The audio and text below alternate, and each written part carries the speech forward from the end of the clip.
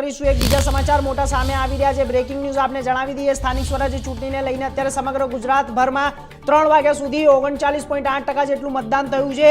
કોણ મારશે બાજી, કોની થશે હાર તે હજુ જાણવાનો વિષય છે, પરંતુ આપને જણાવી દઈએ કે વાપીની અંદર 53.74, નવસારીની અંદર 50.76, મોરબીની અંદર પણ થયું છે, કરમસદ, આણંદ 47.71, 46.90%, સુરતની અંદર, જામનગર 39.81, ભાવનગર 39.56, સુરેન્દ્રનગરની અંદર પણ 39.56, એટલે કે આસપાસ જ છે। તો સમગ્ર રાજ્યભરમાં 3 વાગ્યા સુધીની આ મતદાનની જો કુલ વાત કરવામાં આવે તો 39% જેટલું મતદાન થઈ રહ્યું છે। કોણ બાજી મારશે, કોણ જીતશે અને કોણ વિજયનો પડઘમ લહેરાવશે તે હજુ જોવાનું રહેશે। તો વાપી, કરમસદ, મહેસાણા, સુરત અને આ તમામ જિલ્લાઓની અંદર, જ્યારે જામનગર, સુરેન્દ્રનગર, ભાવનગર, રાજકોટમાં પણ તમામ જગ્યાએ અત્યારે હાલ જે મતદાન ચાલી રહ્યું છે, મતદાનનો જો કુલ આંકડો જોવામાં આવે તો સમગ્ર રાજ્યભરની અંદર 3 વાગ્યા સુધીમાં 39.8% જેટલું મતદાન સામે આવ્યું છે। સૌથી મોટા સમાચાર છે આપને જણાવી દઈએ,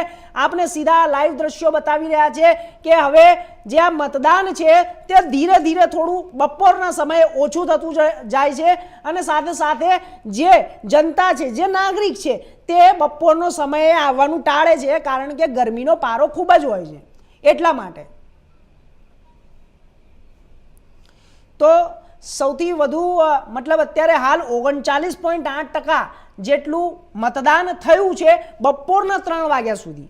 તો કોણ બાજી મારશે, કોની થશે હાર ને કોણ જીતશે, કોણ વિજય લહેરાવશે, પટાકા લહેરાવશે, તે તમામ વિષયો ઉપર અત્યારે હાલ આપણે આવતીકાલે એક નજર કરીશું, પરંતુ અત્યારે જે મતદાનની વાત, મતદાન કેટલા ટકા થાય છે તેના ઉપર આધાર છે કે પરિણામ કેવું આવશે।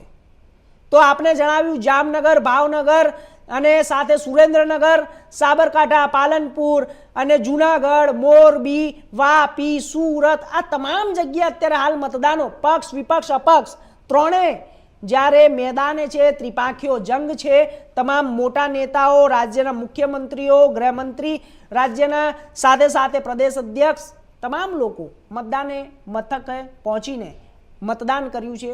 અને સૌથી મહત્વપૂર્ણ બાબત છે કે આપ આ દ્રશ્યો જોઈ શકો છો, આ દ્રશ્યોની અંદર પણ સામે આવી રહ્યું છે કે અત્યારે હાલ જે દેખાઈ રહ્યું છે તે અત્યારે થોડું ઓછું છે, મતદાન ઓછું છે, બપોરનો સમય છે એટલા માટે।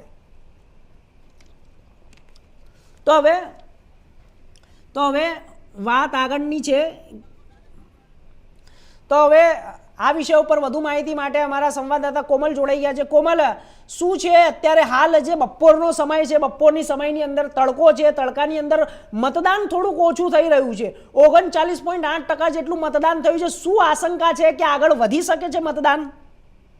જી હર્ષ, જે રીતે હું તમને જણાવીશ કે સમગ્ર ગુજરાતમાં આજે આગાહી પણ કરવામાં આવી હતી હવામાન વિભાગ તરફથી કે આજે આખરી ગરમીનો પ્રકોપ જોવા મળશે, પરંતુ જે 1 વાગ્યા સુધીની વાત કરવામાં આવે ત્યારે મતદારોમાં એક અનેરો ઉત્સાહ જોવા મળી રહ્યો હતો મતદાનનો, પરંતુ 2 કલાક સુધી મતદારોમાં એક જુનૂન પણ નથી જોવા મળ્યો, કેમ કે ગરમી વચ્ચે તે લોકો ઘરેથી બહાર નથી નીકળી રહ્યા હતા। પરંતુ આશંકા પણ વ્યક્ત કરવામાં આવી રહી છે કે ક્યાંક ને ક્યાંક 3 વાગ્યા બાદ મતદારો પોતાના ઘરેથી બહાર નીકળશે, પોતાની ઈચ્છા અનુસાર તે લોકો મત આપશે। ક્યાંક ને ક્યાંક લોકોમાં એક નારાજગી જોવા મળી રહી છે। જો આપણે ગ્રામીણ વિસ્તારોની વાત કરવામાં આવે તો ગ્રામીણ વિસ્તારોમાં ચૂંટણી બહિષ્કારની પણ ક્યાંક ને ક્યાંક જે સમાચાર છે એ પણ સામે આવ્યા છે। તંત્ર પણ જઈ રહી છે, તે લોકોથી અપીલ કરી રહી છે કે તમારા જે પણ સમસ્યાઓ છે આપણી સાથે બતાવો, હું તમારા સમસ્યા માટે અહીં આવ્યા છું।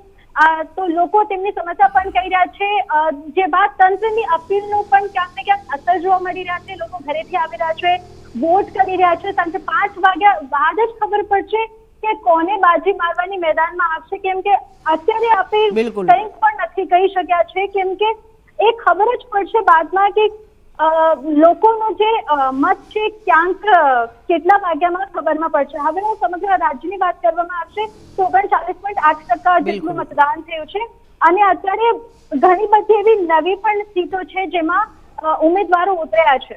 જી ચોક્કસથી કોમલ, આપનો ખૂબ ખૂબ આભાર માહિતી આપવા માટે। તો અત્યારે હાલ આપને જણાવી દઈએ કે જ્યારે વાપી, કરમસદ, આણંદ અને ત્યાં જ્યારે 47.71 મતદાન થયું છે અને આ સાથે જ કુલ મતદાનની જો વાત કરવામાં આવે તો 39.8% જેટલું મતદાન થઈ રહ્યું છે. અને ક્યાંક ને ક્યાંક અત્યારે હાલ સમાચાર જે સામે પણ આવી રહ્યા છે તેમાં બંને પાર્ટીઓ વચ્ચે દળ વચ્ચે સંઘર્ષ પણ થઈ રહ્યું છે. આમ આદમી પાર્ટી હોય કે બીજેપી હોય કે કોંગ્રેસ